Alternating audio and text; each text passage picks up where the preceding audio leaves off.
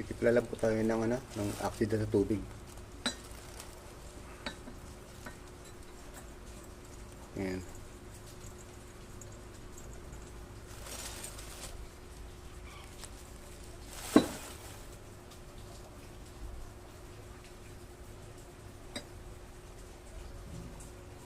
Kulang pa, lagyan po natin ng konti.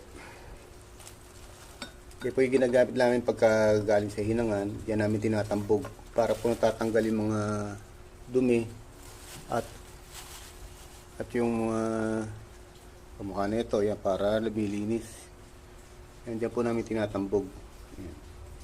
Yung po kasing luma ko, yan, matabang na, kaya kailangan palitan na. Yan po.